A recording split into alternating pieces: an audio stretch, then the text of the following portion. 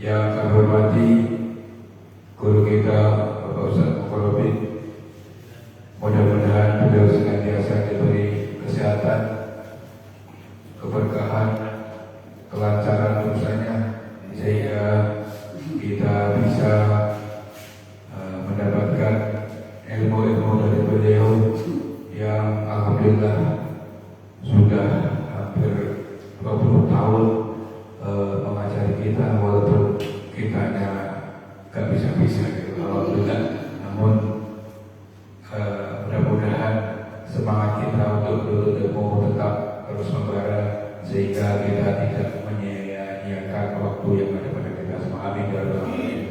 Salawat dan salam semoga tetap tercurah kepada junjungan kita Nabi besar Muhammad SAW, pada sahabatnya, keluarganya, dan mudah-mudahan kita semua nanti di yaumul qiyamah mendapatkan syafaatnya dengan sebab selalu melaksanakan sunnah-sunnahnya. Amin ya rabbal alamin. Baiklah, mengawali daripada pengajian kita pada malam hari ini, marilah kita buka dengan bacaan Al-Quran. Mudah-mudahan Allah senantiasa berikan kemudahan kita memahami apa-apa yang akan disampaikan dan sekaligus bisa melaksanakannya dalam kehidupan kita sehari-hari. Amin ya rabbal alamin. Al-Fatihah. Bismillahirrahmanirrahim. Alhamdulillahirabbil alamin, arrahmanir rahim, maliki yaumiddin. Iyyaka na'budu wa iyyaka nasta'in, ihdinas siratal mustaqim, siratal ladzina an'amta 'alaihim ghairil maghdubi 'alaihim waladdallin. Amin. Untuk selanjutnya kami berikan kepada Bapak.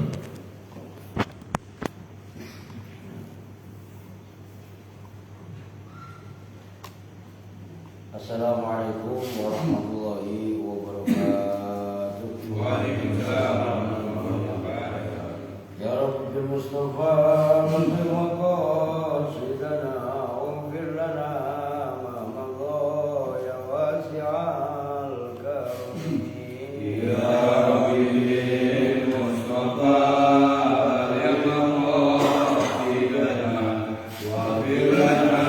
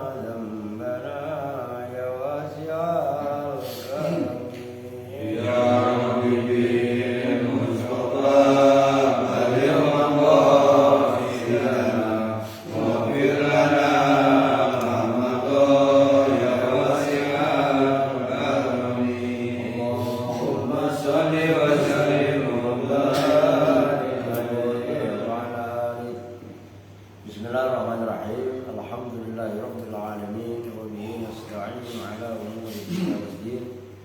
Wassalatu wassalamu ala asyrafil anbiya'i wal mursalin, sayyidina wa habibina wa syafi'ina wa maulana Muhammadin wa ala alihi wa sahbihi ajma'in. Amma ba'du. Qala rabbi ishrah li sadri wa yassir li amri wahlul 'uqdatam min lisani yafqahu qawli. Hadirin muhtaramin, para alim ulama, para penisbuh, khusus kepada Bapak Ketua DKM Musola Ta'awun, Bapak Masukan, staf dan jajarannya, RT alhamdulillah, Mas Pur nih yang kampungnya, bukan kampungnya ya, wilayahnya lah Mbak Imam nih. Mbak Imam kan orang Jember ya? Iya, gak kena dampak ya Mbak? Dikit lah ya, mudah-mudahan lah. Saudara kita selamat ya, Ken ya, Pak Edi, Pak Ade, alhamdulillah Bang Manur juga semuanya, jamaah yang ada di luar-luar, mudah-mudahan senantiasa dirahmati oleh Allah Subhanahu wa Ta'ala. Walaupun suasananya gerimis mengundang, ya, namun tidak mematahkan semangat kita untuk ngariung ngajongkok, untuk thalabul ilmi. Mudah-mudahan itu senantiasa mendapat ridho dari Allah Subhanahu wa Ta'ala. Amin ya rabbal alamin. Baik, boleh dibuka. Sekarang kita lanjutkan. Sekarang waqad yajibu ar-rajul ya. Waqad yajibu ar-rajul fi masailah. Dan terkadang wajib menolak sedekah atau bantuan fi masailah, di dalam beberapa permasalahan. Ada beberapa tempat, ada beberapa kondisi yang mana kita dikasih bantuan, kita dikasih sedekah, itu harus kita tolak. Ini dalam pandangan tasawuf, dalam pandangan agama, dalam pandangan akhlak, karena banyak madorotnya. Nanti ada, jadi jangan mata duitan, jangan asal mentang-mentang duit diterima, kan gitu kan. Nah, waqad yundabu, dan terkadang disunahkan menolak sedekah. Tapi kalau yang sebelumnya, yang kemarin kita bahas, kan kalau memang kita nggak minta, kita nggak apa, tiba-tiba ada orang ngasih, kan nggak boleh menolak, kan gitu. Namun ada beberapa sedekah pemberian yang boleh ditolak. Nah, di antaranya umpamanya itu yang kemarin sedikit sudah ini ketahuan jelas-jelas si A ini nggak punya rambutan. Umpamanya ini kan lagi musim rambutan, loh iya kan? Tiba-tiba dia bawa rambutan banyak banget, udah jelas-jelas berangkatnya kita lihat itu rambutannya si Fulan, dirontokin sama dia, gitu kan? Kan kita lihat, oh jelas-jelas itu rambutan boleh, ya ngembat, nyolong, maling, atau apalah bahasa kasarnya. Kadang-kadang dia ngomong, lo gak apa-apa Pak RT, ini kan rambutan Tuhan. Nah iya rambutan Tuhan, kan gitu kan? Nah, kalau hal yang seperti itu kita udah jelas-jelas melihat, ya jangan ibaratnya terlena, jangan lihat nikmatnya rambutan. Loh, kan rambutan itu halal, iya rambutannya halal, tapi sebab dia ngembat, nyolong punya orang, nah itulah yang menyebabkan. Nah itu sebetulnya dilarang. Dulu pernah ada santri ke saya, termasuk mungkin dulu geng, bukan? Wah dia sekarang di Pati itu pernah saya setrap. Kenapa? Ya karena pas pagi dia sih nggak ngambil yang di atas, enggak, tapi rambutan yang di bawah. Ya, cuman kan kesan yang punya dulu waktu Rawobuku masih banyak kebun. Nah, sekarang orang udah nggak ada. Sekarang rambutannya diganti, ditanamin beton, ditanamin perumahan ya. Nah, walaupun santri lagi nggak ngambil yang di atas, dia hanya mengut yang di bawah. Cuman image yang ditangkap oleh masyarakat atau pemiliknya, kan takutnya ngambil yang di atas. Akhirnya saya tegur keras, saya setelah yang aku bertanya, iya Pak, tapi saya nggak ngambil yang ini tadi, nggak ngambil yang di atas. Nah, hal-hal seperti itu ada kondisi pemberian seseorang itu wajib kita tolong. Nah, kalau sekarang malah kan begini jawabannya, alah Pak Ustaz, buru-buru nyari yang halal, nyari yang haram itu susah. Kan saya begitu kan. Nah ini kadang-kadang kita dihadapkan masalah-masalah pelik, masalah-masalah sulit yang seperti ini. Maka orang yang bisa mempertahankan hakikat pengamalan agamanya di akhir zaman itu kan memang harus orang sakti. Orang sakti bukan dibaca ngebul dong, tersalah paham lagi ya. Orang sakti itu gimana? Yaitu orang yang bisa memegang agama, mengamalkan agama di saat umat-umat yang lain pada rusak akhlaknya. Yang dimaksud kakobidil jamri, ya, al-mutamassik bidinillah di akhir zaman, kakobidil jamri. Orang yang berpegang teguh mengamalkan nilai-nilai agama Allah di akhir zaman itu seperti orang yang memegang bara. Orang memegang bara panas apa enggak? Panas. Kita mengamalkan agama. Kadang-kadang yang memusuhi kita bukan orang lain. Kadang-kadang bisa keluarga kita sendiri, entah itu orang tua, entah itu istri sendiri, entah itu anak sendiri. Lagian bapak ditawarin tujuan bukan diterima, kan lumayan, ya Pak. Nah, kalau orang ditawarin mau yang enak-enak dan ditolak, nah kan otomatis gerendeng kan. Nanti lah insya Allah berikutnya keren sekali. Nah, memegang kembali ke memegang agama tadi, seperti megang bara, in amsaka akhrafat, dipegang panas.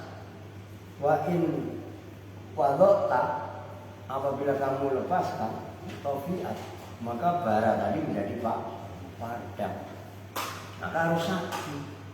Harus sakti itu tadi harus bisa mengesampingkan ucapan kiri kanan yang enggak karuan, yang enggak mendukung. Wah, emang beratnya luar biasa. Wah, udah zaman-zaman ya akhir zaman ini ya sekarang ini. Gitu loh istilahnya, udah terasa sekali.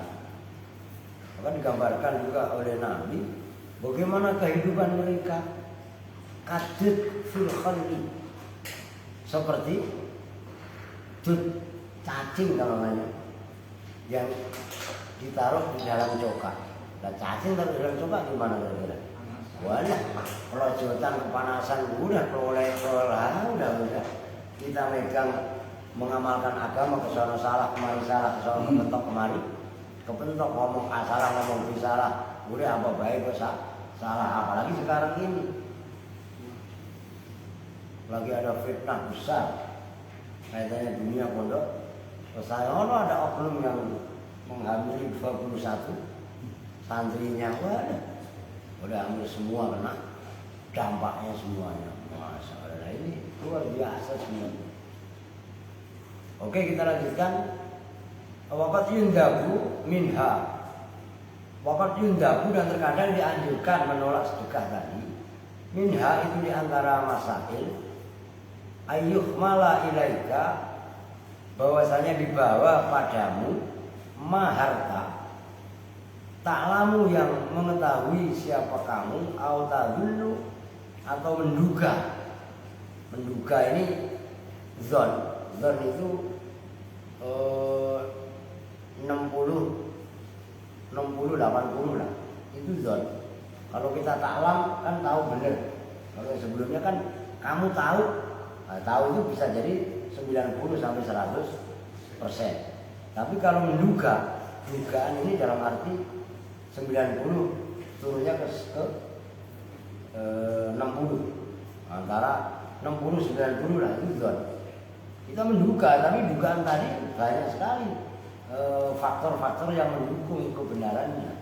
Nah, kalau 50-50 itu namanya syak, ragu-ragu. Kalau di bawah 50 itu namanya waham. Waham itu apa? Dugaan tapi yang nggak berdasar. Itu cara pembagian seperti itu. Nah, ada orang yang tahu atau menduga dialamatin annahu haramun, dengan alamat bahwasanya harta yang dibawa kepada kita itu adalah harta haram. Ya terserah, apakah dia pencuri atau dia memang, kalau bahasa terjemahan maaf kata loh, umpamanya pokoknya hasilnya nggak bener aja lah. Ya apapun terserah, kalau kita ikut profesi orang kan takut ini istilahnya, apapun bentuk profesinya, apapun bentuk harta ataupun uang yang ia hasilkan, kita tahu bahwa sumbernya adalah haram, maka harus ditolak. Tuhmanu ilaika shadaqatun wajibatun ala dhanni, boleh juga ala dhanni annaka min ahliha wa anta lasta kadzalik, atau dibawa kepadamu sedekah wajib loh, zakat. Dikira kita ini yang mau diberi zakat itu adalah orang yang berhak menerima zakat, padahal wa anta lasta kadzalik, padahal kamu bukan mustahil, gampangnya gitu. Itu harus ditolak. Mau umpamanya si A ini kaya, kerjaan punya, gajinya cukup, melebihi malah, tiba-tiba dikasih zakat, kan gitu. Ya sama, itu kan kalau zakat. Bagaimana kalau bansos? Ngerti nggak maksudnya? Oh, ini bisa dikembangkan ke sana. Kalau memang orang itu ibaratnya memang berkecukupan kok diberi, ya jangan diterima. Dalam arti diterima untuk dirinya loh. Tapi kalau untuk menyelamatkan kemaslahatan semua, udah terima aja. Nanti bisa diberikan kepada yang berhak menerima. Artinya kita ini siap menjadi keran untuk menjadi penampung, menyalurkan kepada yang beragam masalah. Intinya kita hanya sebagai itu. Cuma bukan loh, kadang-kadang itu kan kalau udah berupa lembaran kertas, itu siapapun bisa tergoda. Serius. Lah ya enggak. Apapun bentuknya itu bisa menggoda, Masya Allah. Itulah yang namanya duit. Kalau lagunya PNR mana? Duit. Ingat gak? Cuma kan duit itu kan singkatan, doa, usaha, ikhtiar, dan takwa. Itu maksudnya duit Allah di mana-mana. Kan gitu kan? Wa minha ayyakuna al-musti ilaika zaliman musirran ala dhulmi wa tasa idza qabilta ma'rufahu anna qalbaka yamilu ilaihi au tudahinahu fid dini. Di antara yang permasalahan yang wajib menolak sedekah adalah orang yang menyerahkan kepadamu adalah orang yang zalim dan masih musirron ala zulmi, ia masih terus-menerus melakukan kezaliman. Ya kezalimannya apa terserah. Apakah dia pokoknya macam-macam lah. Kalau dia pencuri ya pencuri. Kalau memang dia koruptor ya masih koruptor. Apapun bentuk perbuatan yang menghasilkan uang atau menghasilkan harta, tapi diraih dengan cara yang zalim, ini umum sekali. Nah, multi tafsir tinggal kita arahkan sendiri. Kan halal haramnya jelas gitu kan. Nah, kamu watahsa idza qabilta ma'rufahu, kamu khawatir apabila menerima kebaikan ia, pemberian ia, hatimu condong kepadanya. Maksudnya condong kepadanya seolah-olah mendukung atau membenarkan perbuatannya. Orang-orang, Pak Ustadz saya kok diajak ngopi, oke, kemudian dikasih amplop, dibawa, artinya dia mau dicincin kita. Ini bahaya. Kelihatannya sepele. Kita tandain dulu karena penjelasannya panjang ini. Nah, kenapa disebut membahayakan? Karena nanti kita dikira sekongkol dengan dia. Karena udah sekongkol. Nah, terambil dalam firman Allah, lu'inal ladzina kafaru min bani Israila ala lisani Dawud wa Isa bin Maryam kanu la yatanahawna am munkarin fa'alu nabi sama kanu yaf'alu. Itu masalahnya. Orang-orang kafir pada zaman Bani Israel dilaknat, dijauhkan dari rahmat Allah melalui lisannya Nabi Daud dan Isa bin Maryam. Kenapa? Kamu layak tanah awna mungkarin fa'alu.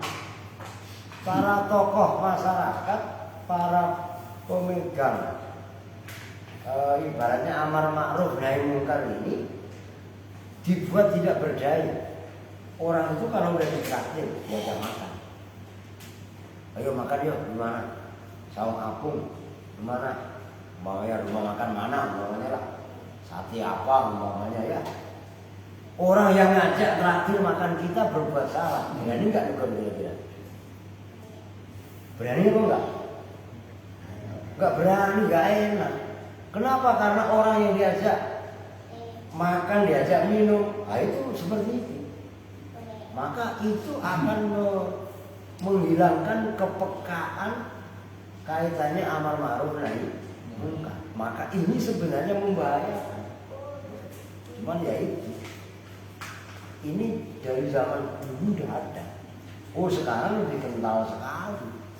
Oh, ya alhamdulillah sekarang itu ada istilahnya apa? Ya ketat lah ya istilahnya. Nanti kalau di bawah ada. Ini dari dulu begitu. Dari zaman nabi-nabi sebelum zaman Nabi Muhammad itu kaumnya ya seperti itu. Ditraktir dulu, diajak makan, diajak minum. Ya kalau sekarang ya diajak ngopi bareng lah bahasa kasarnya. Kemudian setelah mereka terkena hatinya, maka dia nggak akan berani menegur karena dia udah merasa utang budi. Nah ketika itu terjadi, maka yang terjadi adalah tumpulnya ketajaman, tumpulnya amar ma'ruf nahi munkar yang sebenarnya harus tajam diberikan dengan cara yang tegas, kemudian akhirnya lunak dan lain sebagainya. Itu membahayakan sekali. Autudahinahu fid dini, ya, atau akhirnya melemahkan atau menghinakan agama itu sendiri. Ya kan begitu. Umpamanya dia berkapasitas memberi pengarahan. Ini baik, ini tidak baik, ini halal, ini haram. Cuman karena dia udah berkecimpung di dalamnya, terlibat di dalamnya, ya otomatis kan dia sendiri sudah tergadai dengan orang tersebut. Maka ribet ujung-ujungnya. Nah di antaranya au yaghliba ala dhannika annaka mata qabilta min syai'an yasiru bi haitsu la yaqbalu minka ma talqihi ilaihi min al-haq. Itu sebenarnya tadi sudah dijelaskan, ini hampir sama yang sebelumnya. Dominan atas dugaanmu bahwasanya ketika kamu telah menerima pemberian dari orang tersebut, yasiru bihaitsu la yaqbaluhu minka ma talqi ilaihi minal haq. Maka ketika kebaikan yang diberikan oleh orang tadi sudah kamu terima, cenderung kamu tidak berani menyampaikan perkara yang hak. Nah sekarang umpamanya yang hak begini, kita kenal sama si A, umpamanya ada ini pejabat umpamanya atau orang yang berpengaruh. Nah anaknya terlibat di sesuatu hukum umpamanya, karena kenal dia kan otomatis minta tolong, begitu kan? Ya karena mandang bapaknya itu teman, yang melakukan kesalahan mungkin bukan temannya tadi, tapi anaknya berhubung kenal, nah, otomatis kan akan menjadi ya begitulah kira-kira diterjemahkan sendiri. Yang tadinya mengatakan itu tidak boleh, ujungnya akan menjadi boleh dan lain sebagainya. Itu bentuk pelemahan hukum yang ada. Maka kondisi seperti itu ketika seseorang diberi sedekah dan bisa melemahkan atau menghinakan agamanya, pemberian tersebut harus ditolak. Walaupun menerima sedekah enggak apa-apa yang sebelumnya, tapi dalam kondisi-kondisi tertentu malah hukumnya wajib ditolak. Kemudian wa minha an ta'lama min hali insanin annahu yaksidu bisilatihi idlalaka an sabilillah bimusa'adatihi ala batilin au ala tarki hakim. Itu hampir sama sebenarnya.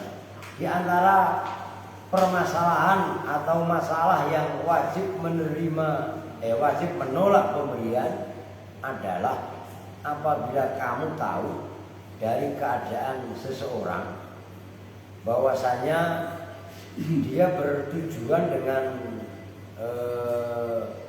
silaturahminya tadi disilati, dia mempunyai tujuan menyesatkanmu dari jalan Allah dengan cara membantunya atas perkara yang batal atau membiarkan perkara yang hak. Jadi paham ini?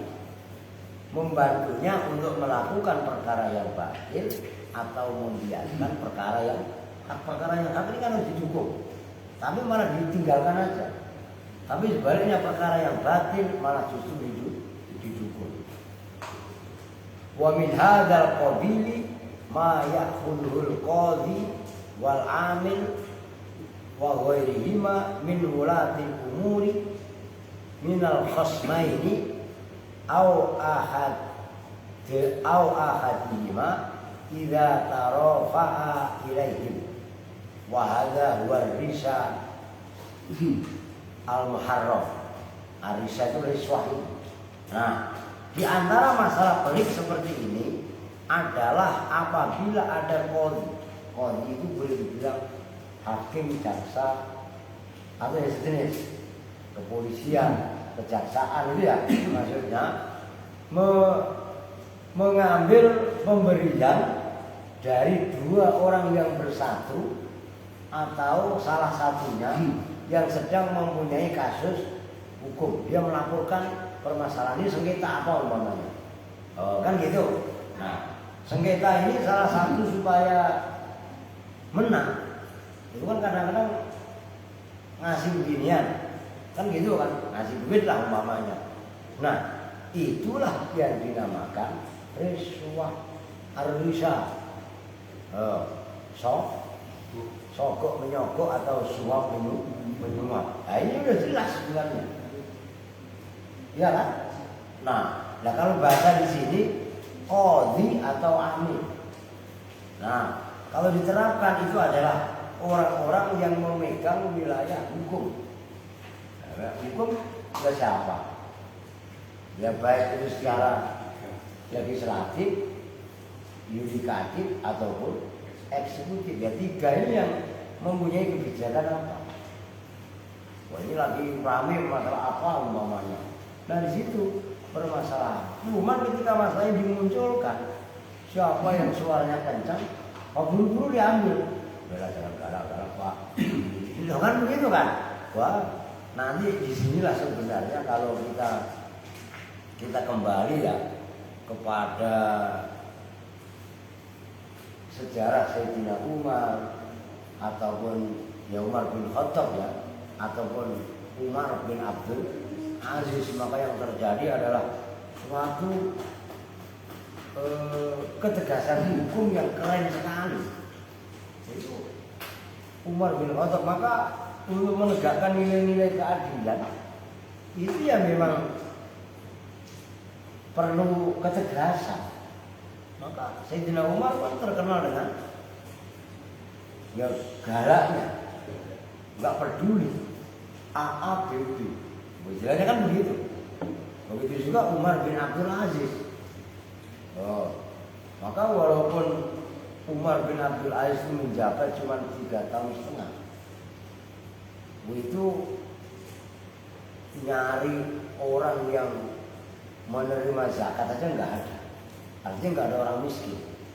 Akhirnya uang zakat yang ada ditaruh di Baitul Mal, dikelola oleh negara untuk pembangunan dan lain sebagainya. Itu Umar bin Abdul Aziz. Biasa kalau sudah sampai pada puncaknya, generasi yang berikutnya yang pasti tinggal menikmati. Akhirnya juga dari situlah kehancuran, kan ya kan biasa. Nyampe puncak ya kan, kan begitu kan. Masya Allah, ini keren sekali. Dan ini kalau dibicarakan tegas, wah semua kesapu. Benar. Waduh, maka disitulah menyuarakan kebenaran itu beratnya juga luar biasa. Apalagi dalam konteks afdhalul jihadi kalimatul haqqin 'inda sultanin jahil. Paling utamanya jihad itu adalah menyampaikan kebenaran kepada sultan atau penguasa yang zalim. Nah, cuman kalau sultannya zalim, kalau sultannya nggak zalim, kemudian kita putar balikkan juga bahaya. Jadi pahami juga kan? Jadi jangan sampai salah menerapkan juga gitu. Walahu titimmatun mazkuratun fi mawadhi'iha. Dan pada permasalahan ini kaitannya mengembalikan sedekah atau menolak sedekah, terdapat kesempurnaan yang tadi disebutkan pada tempat-tempatnya. Fa'alaika birraddi fi jami'i hadhil masail al-madhkurah.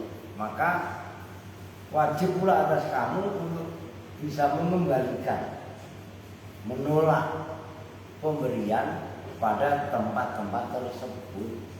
Kaitannya itu adalah juga termasuk bagian daripada menjaga agama, supaya agama kita juga gak tergadaikan dan lain sebagainya. Oke, sebelum dilanjutkan wa iyyaka desa belum nih? 7 menit masih. Pak, ada yang bertanya, loh ini sebenarnya keren loh.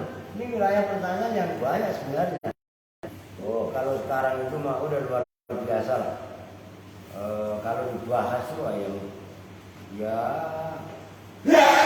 apa namanya, bisa membuat kuping panas. Loh sekarang yang namanya wilayah-wilayah korupsi, wilayah suap menyuap dalam wilayah kan, udah nggak asing lagi. Kalau sampean ini 2024 ya coba. Lu kita kan masih ingat lah waktu kemarin 2019, sebelumnya juga bagaimana bantuan di masjid musola berupa karpet. Begitu dia nggak jadi anggota dewan, karpetnya diambil dan lain sebagainya, ya kan. Begitu juga banyak kasus yang mana tadinya jalan dibangun rapi, begitu ternyata dia nggak jadi, ditutup lagi, belum lagi. Loh, ini kan sebenarnya wajah-wajah daripada itu semua. Nah kalau kita mau ibaratnya introspeksi ke sana, sebenarnya lucu lah. Dan maaf kata, kita pun jangan turut latah menyalahkan orang-orang yang korupsi. Saya tegaskan, maaf, kita pun jangan latah turut serta mencaci maki. Itu biarpun bagaimana saudara kita. Jangan-jangan kita nggak mau korupsi karena belum ada kesempatan. Mohon maaf. Loh iya apa enggak? Kalau kita mau jujur ke sana, kan kita kaitannya tanggung jawab moral. Tetap kita doakan Bukan tentang oh dia mau korupsi gini. Tidak semata-mata orang-orang yang berbuat salah itu karena perbuatan dia toh enggak. Orang kita bersama sebenarnya. Ya buktinya begitu Pak calon Dewan datang sosialisasi ya enggak dikasih karpet pada menerima. Loh iya apa enggak? Adapun enggak jadi. Nah ini kan musola buktinya enggak ada karpetnya. Oh iya kan? Loh begitu enggak jadi diambil lagi ya itu kan kenapa dari awal enggak ditolak? Loh iya kan? Itu kan menandakan sebenarnya maka jangan pula gampang kita menyumpai saudara-saudara kita yang sedang juga terlibat. Hukumnya tetap kita doakan. Jangan-jangan kita juga salah turut mendukung itu semua, gitu loh maksudnya. Maka jangan ngawur lah. Mentang-mentang kita nggak terkena kasus hukum, kemudian ada orang terkena hukum, kemudian kita tepuk tangan, itu juga jangan sebenarnya. Lah lebih bagus kalau kita terus bisa mendoakan mereka, atau mungkin sebelumnya juga nggak ada salahnya kita memperingatkan dan lain sebagainya. Nah ini sebenarnya wah jangan-jangan Pak Ustadz sudah yang juga yang nggak juga kan gitu kan. Jadi supaya penilaian kita ini ya objektif, di samping objektif juga solutif juga lah. Saya umpamanya ini yang kecil aja lah. Umpamanya Pak RT kaitannya nangani musim hujan. Ya kebetulan aja di sini tinggi Pak RT.